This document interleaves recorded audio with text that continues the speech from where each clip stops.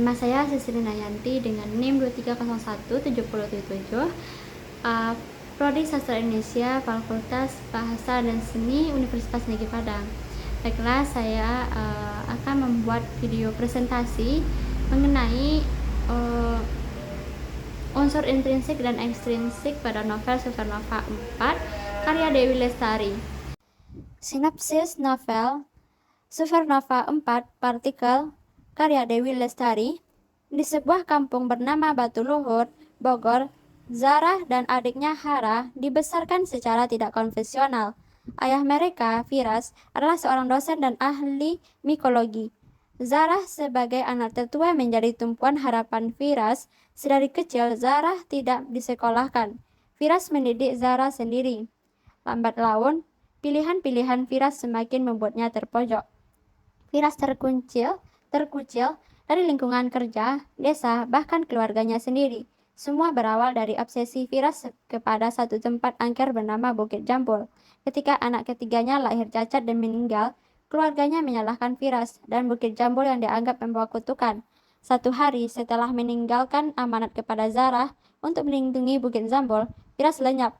Satu-satunya jejak yang ia sisakan hanya 4 bundel jurnalnya. Kepergian Firas mengubah dinamika hubungan Zarah dan keluarganya. Zarah dianggap aneh dan pemberontak, sama seperti Firas. Ketika akhirnya Zarah bersekolah, ia sering membuat masalah. Sosok sahabat ia temukan ketika seorang anak baru dari Nigeria bernama Kosolokskuyu menjadi teman sebangkunya. Pada ulang tahunnya yang ke-17, sebuah kamera langka tahu-tahu dikirim untuk Zarah. Tidak ada identitas pengirim. Zarah yakin melacak kamera tersebut akan mengungkapkan keberadaan ayahnya. Zarah lantas belajar fotografi. Kamera tersebut membawanya melalang buana.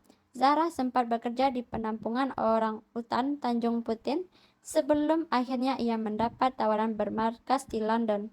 Oleh dua teman barunya, Paul dan Zack, Zarah digembleng menjadi fotografer profesional di London. Zarah menemukan cinta pertamanya. Ia pun dipertemukan kembali dengan sahabat lamanya Koso. Berkat bantuan Paul, Zarah menemukan jejak seseorang bernama Simon Hardiman di Glastonbury. Simon diduga adalah orang yang mengirim kamera untuk Zarah. Simon dan Firas ternyata memiliki hubungan pertemanan. Simon berencana membantu penelitian Firas tapi belum sempat terwujud. Dengan menggunakan bantuan tanaman enteogen, yang diyakini Firas menjadi kunci terbukanya dimensi lain. Zarah melakukan percobaan pertamanya. Simon dibantu seseorang syaman bernama Haukeye mengawal proses tersebut. Sebelum kabar duka dari Indonesia terpaksa menginterupsi proses mereka, Zarah pun kembali ke Indonesia. Di perjalanan, ia menemukan sepucuk surat misterius ditunjukkan kepada seseorang yang disebut Partikel. Zarah tahu surat itu ditunjukkan kepadanya. Sementara di Bandung, Elektra akhirnya bertemu Bodi. Satu kontak singkat membuat mereka tersadar. Pertemuan mereka adalah awal dari petualangan baru. Unsur intrinsik, tema dalam novel ini adalah tentang keajaiban alam dan perjuangan. Dalam novel ini mengangkat tokoh utama yang bernama Zarah. Zarah adalah anak dari seorang dosen bernama Firas. Sejak kecil, Zarah diajarkan tentang ilmu yang berhubungan dengan alam. Bahkan karena hal ini, Zarah menjadi seorang anak yang ateis. Meskipun dia tidak tahu apa itu ateis, sang ayahlah yang membuatnya menjadi anak yang ateis. Karena Firas merupakan seorang ateis, tidak percaya Tuhan, tetapi menuhankan ilmu pengetahuannya. Segala fenomena di alam dia kaitkan dengan ilmu pengetahuan, dan seketika Firas menghilang, tidak ada seorang pun yang tahu ia kemana dengan alasan apa. Mulai detik itulah perjuangan Zarah dimulai.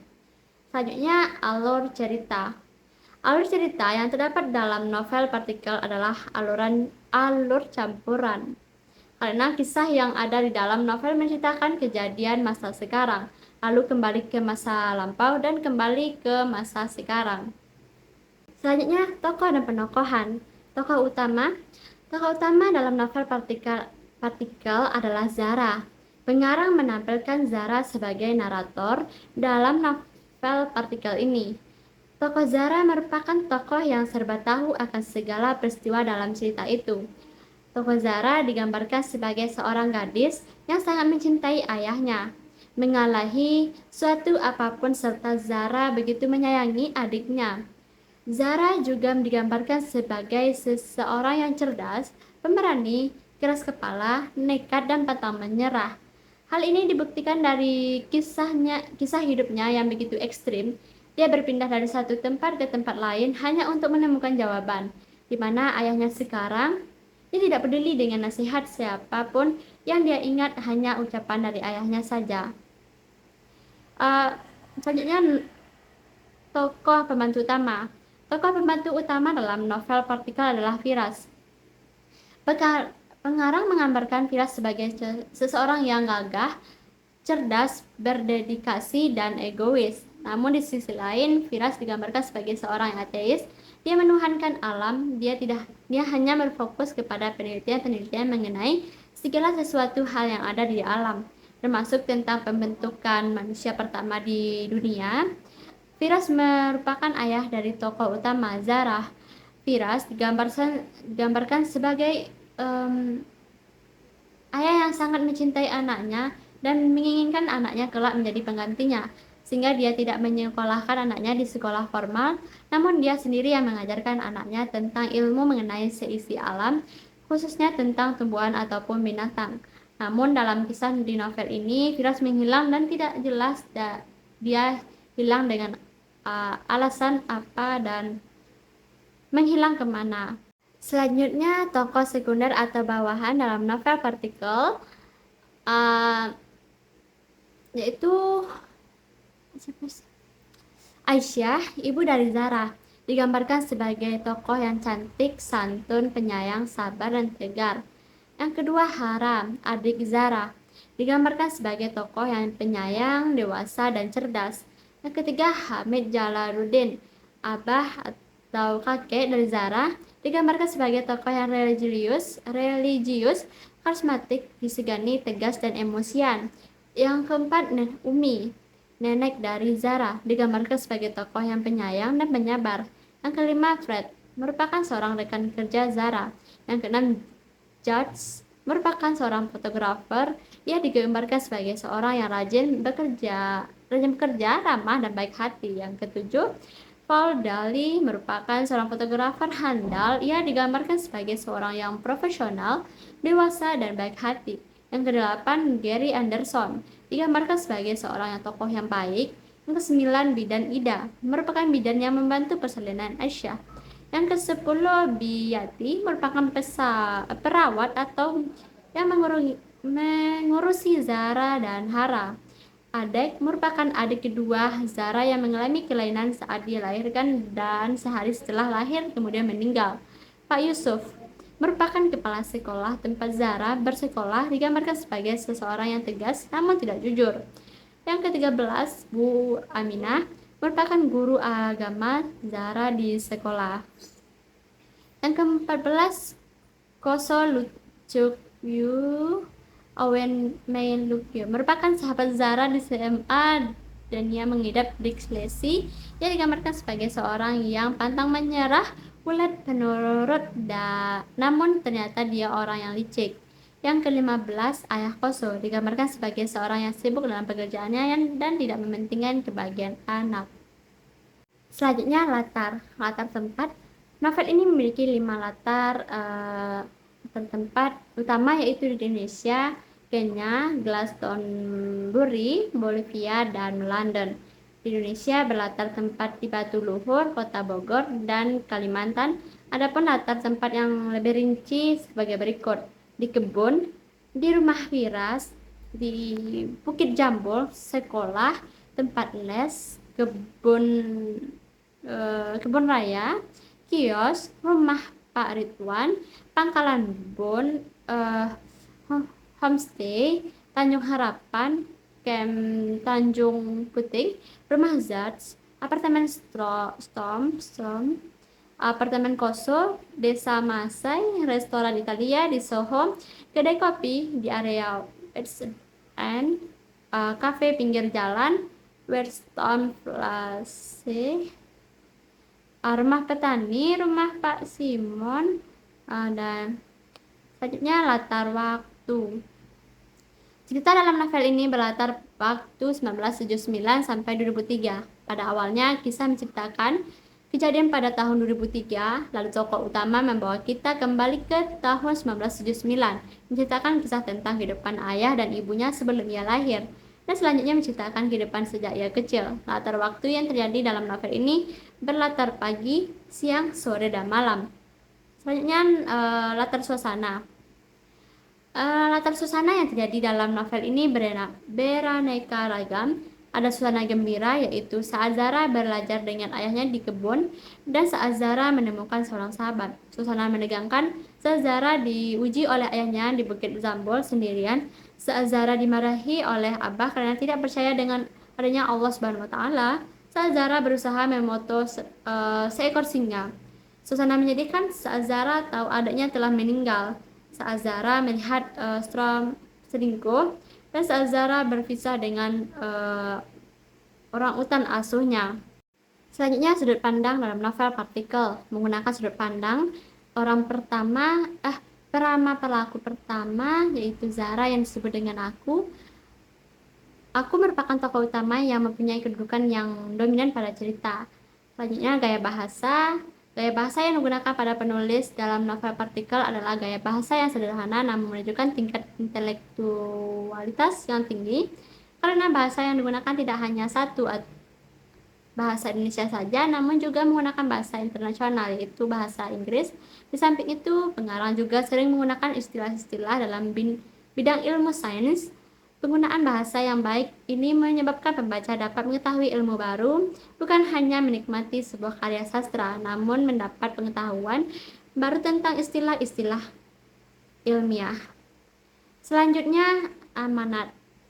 Berdasarkan hasil kegiatan membaca saya terhadap novel ini, saya dapat menarik sebuah amanat, yaitu berjuanglah terus demi apa yang ingin kita raih, karena dengan adanya kesungguhan dan semangat pantang menyerah, maka hal yang dianggap tidak mungkin diraih akan dapat diraih. Dan yang kedua yaitu untuk mencari sebuah kebenaran kita tentang kita tidak boleh hanya menerima info dari satu pihak saja, namun kita harus mencari sebuah kebenaran dari berbagai pihak. Unsur intrinsik. Yang pertama, biografi pengarang Dewi Lestari. Nama pena dari Dewi Lestari, lahir di Bandung 20 Januari 1976. Debut di dalam kancah sastra mulai pada tahun 2001 dengan episode pertama novel serial Supernova yang berjudul Kesatria Putri dan Bintang Jatuh, disusul episode-episode berikutnya. Akar pada tahun 2002, Petir pada tahun 2004, Partikel pada tahun 2012, dan Gelombang pada tahun 2014. Serial Supernova konsisten menjadi bestseller nasional dan membawa banyak kontribusi positif dalam dunia perbukuan Indonesia. Kiprahnya dalam dunia kepenulisan juga telah membawa di berbagai ajang nasional dan internasional. Supernova ke-6 dengan judul episode Intelijensi Embun Pagi merupakan buku penutup dari serial yang telah digarap di selama 15 tahun terakhir. Dia juga telah melahirkan buku-buku fenomenal lainnya, yakni Filosofi Kopi 2006, Resto Verso 2008, Perahu Kertas 2009, dan Madrid 2011. Hampir seluruh karya termasuk Kesatria Putri dan Bintang Jatuh telah diadaptasi menjadi film layar lebar. Selain menulis buku dan mengisi blog, dia juga aktif di dunia musik sebagai penyanyi dan penulis lagu. Dia sering tinggal bersama keluarga kecilnya di Tangerang Selatan. Nilai yang terkandung yaitu nilai pendidikan. Dalam novel ini terdapat nilai pendidikan, yaitu sikap setia kawan. Hal ini dapat dilihat dalam kutipan, "Saya mau mengulang kelas 2 dan saya mau bantu Kocolok Yo belajar Bu." Kutipan tersebut menggambarkan keadaan di mana Zara rela berkorban demi sahabatnya Koso yang tidak naik kelas karena mempunyai kelainan otak bernama disleksia. Perbuatan yang dilakukan Zara menunjukkan rasa kesetiakawanan kepada Koso sehingga dia rela berkorban demi sahabatnya tersebut yang tidak naik kelas demi belajar bersama Koso yang berkelainan otak. Selanjutnya yaitu sikap tolong-menolong yang ditunjukkan oleh Firas yang menggunakan ilmu pengetahuan yang dimilikinya untuk membantu kemajuan masyarakat Batu Luhur. Piras membantu penduduk untuk membuat penyaringan air hujan yang baik dan langsung diminum, seperti tergambar pada kutipan berikut. Bogor kota curah hujan yang tinggi dimanfaat air ya dengan merancang penampungan di air hujan yang disambungkan ke sebuah reservoir. Selanjutnya, nilai sosial. Nilai sosial yang terkandung dalam novel ini yaitu sikap rela berkorban seperti yang terlihat pada kutipan. Pengorbanan Abah pindah ke kota pun tidak sia-sia. Ayah melewati masa sekolahnya dari satu beasiswa ke beasiswa lainnya. Dari kutipan di atas, terlihat Abah rela tinggalkan kota kelahirannya Batu Luhur demi anaknya Firas agar mendapatkan pendidikan yang lebih baik. Yang ketiga selanjutnya, nilai religius. Keyakinan kepada Tuhan Yang Maha Esa merupakan bentuk keyakinan yang paling tinggi, paling utama dalam agama. Seperti kutipan dalam novel Partikel. Muka merah padam, ya benar-benar marah. Hari ini kamu benar-benar mencoreng nama ayah. Abah sangat malu, punya cucu yang sangat kafir, tungkasnya. Kutipan tersebut sangat menggambarkan bahwa Abah sangat marah ketika cucunya tidak tahu soal atau maksud dari iman. Cukup sekian video presentasi saya mengenai unsur intrinsik dan ekstrinsik pada novel Supernova 4 Partikel karya Dewi Lestari. Maaf kalau ada yang kata-kata saya yang salah. Assalamualaikum warahmatullahi wabarakatuh. Bye bye.